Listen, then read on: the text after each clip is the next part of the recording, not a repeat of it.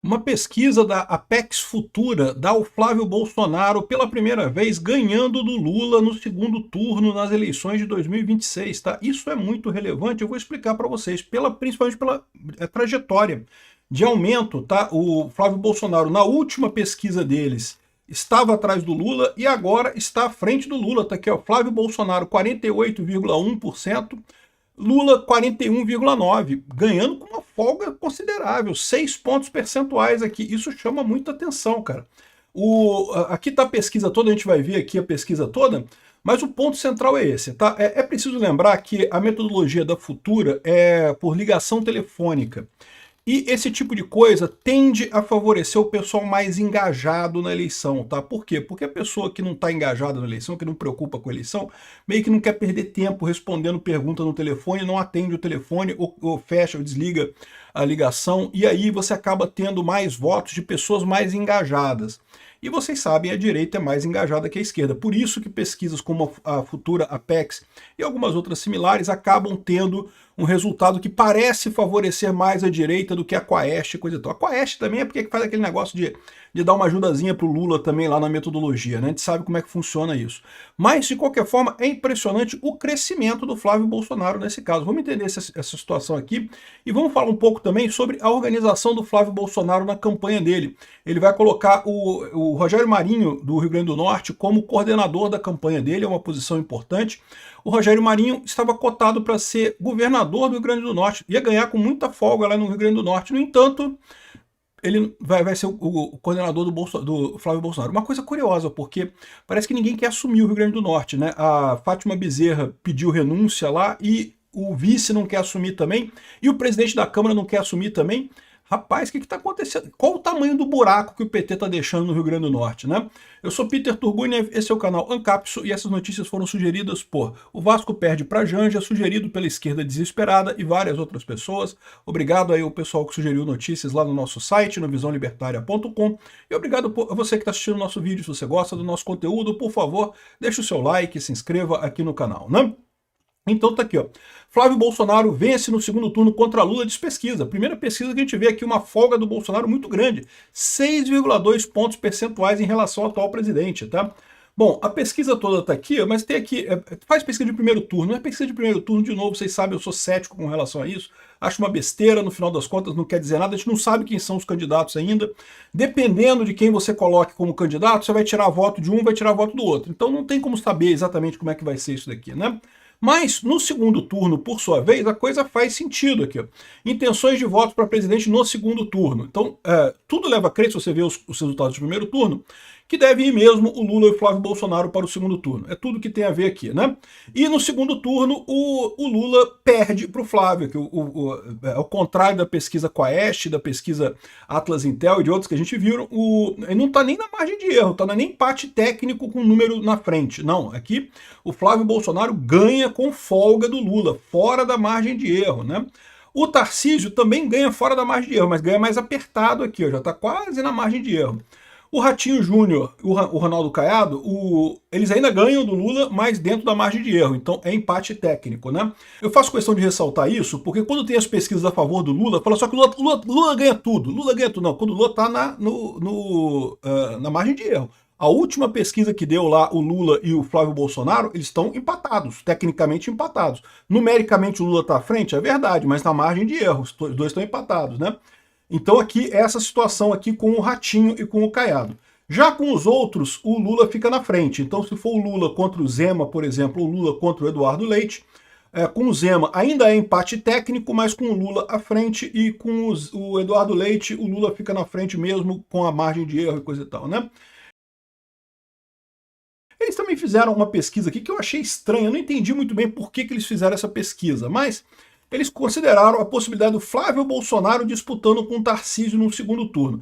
Eu acho isso daqui altamente improvável, porque né, a esquerda vai votar no Lula, né? Ou seja, não tem outra alternativa. Não. O Lula vai estar no segundo turno, não tem chance de um segundo turno Flávio Bolsonaro e Tarcísio, né? Mas o Flávio Bolsonaro está na frente, também ganha do Ratinho, ganha do Ronaldo Caiado, ganha do Zema e ganha do Eduardo Leite. Mas assim, é uma coisa que eu não entendi muito por que eles fizeram isso, né? Vamos ver a pesquisa inteira aqui, porque eu acho que tem umas coisas interessantes aqui, né? Eles falam o tipo de pesquisa é uma pesquisa com entrevista telefônica assistida por computador. Então, é uma pessoa que liga para você para falar contigo e tirar dúvida e vai seguindo um roteiro que aparece no computador ali para ela, né? Então, essa pesquisa é ruim? Não, não é ruim não, funciona muito bem. Mas qual que é o problema da ligação por telefone? Muita gente fala que é assim, porque nem todo mundo tem telefone, mas isso no Brasil não existe mais isso, todo mundo tem telefone no Brasil. Houve uma época no Brasil que se considerava que entrevista por telefone era elitista, que só pegava elite, porque realmente houve uma época na história do Brasil que só rico tinha telefone aqui, né?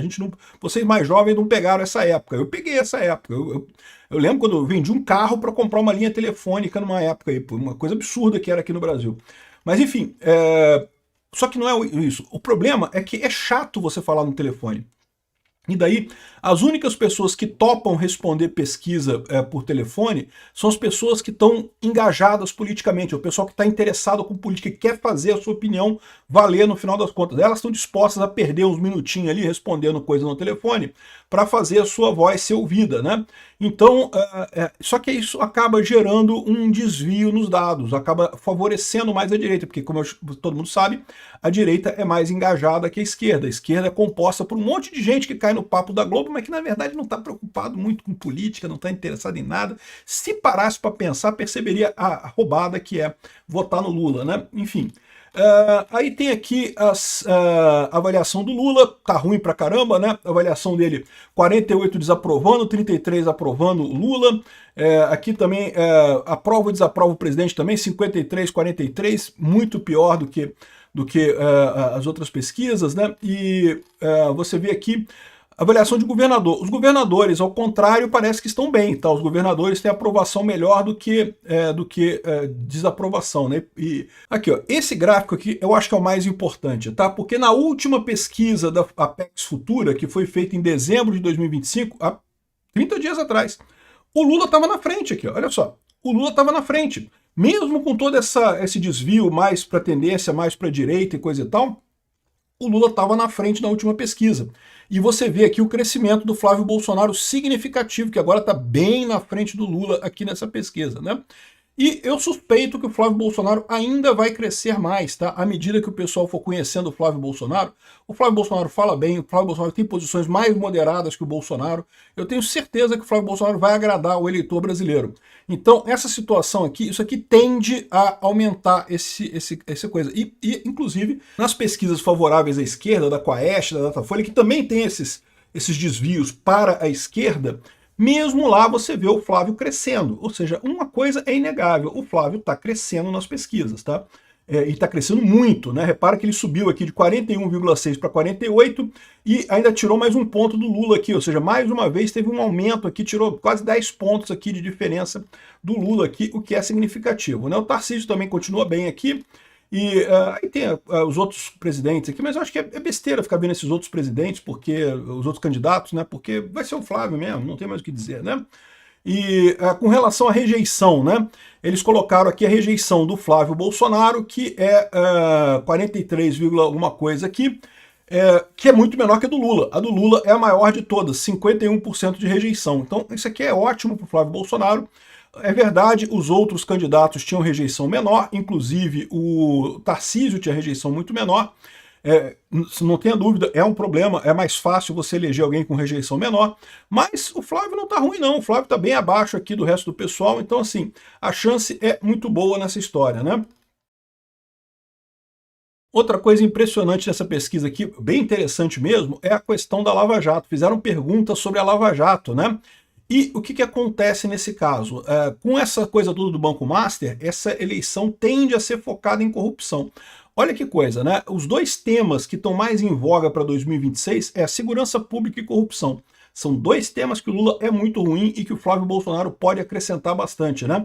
Aqui, ó, entre as opções abaixo, qual representa o melhor que você pensa sobre Lula e a Lava Jato? O Lula foi responsável por um grande esquema de corrupção. É isso aí, todo mundo sabe disso. Mas o STF absolveu ele. Não absolveu coisa nenhuma. O STF anulou o processo. Não absolveu o Lula, né?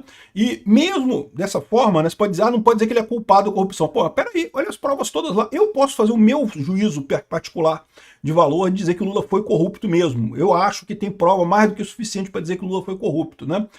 Ah, foi vítima de perseguição política. Tem lá os petistas enrustidos que continuam vendo isso daqui, né? Cometeu erros, mas merece uma segunda chance.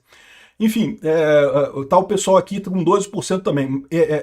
É culpado, mas em 2022 não havia opção melhor. Aqui é o pessoal da isentosfera que votou no Lula em 2022, eu vou te falar um negócio. Que tristeza esse pessoal, cara. Olha o tamanho da merda que eles fizeram com a gente. Aqui, ó. Em quem você votou no segundo turno das eleições de 2022? Bolsonaro ganhou do Lula aqui nessa pesquisa. É o que eu falo para vocês. É o desvio que tem nessa pesquisa, é esse.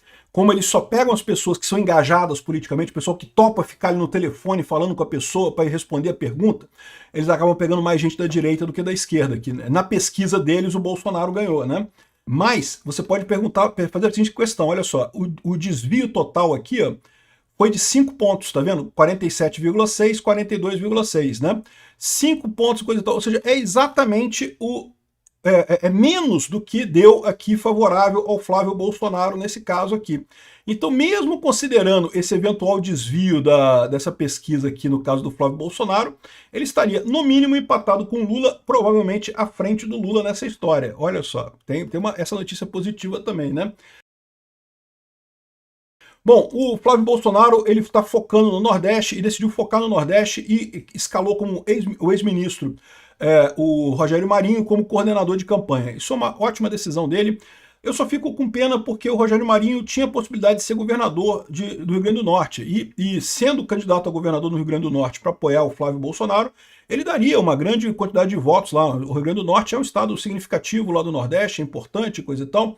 Mas aparentemente eles decidiram essa opção, e eu acho que é uma coisa importante também. Eu tenho certeza que o Rogério Marinho vai ficar para o governo do Flávio Bolsonaro, vai apoiar ele nisso, né?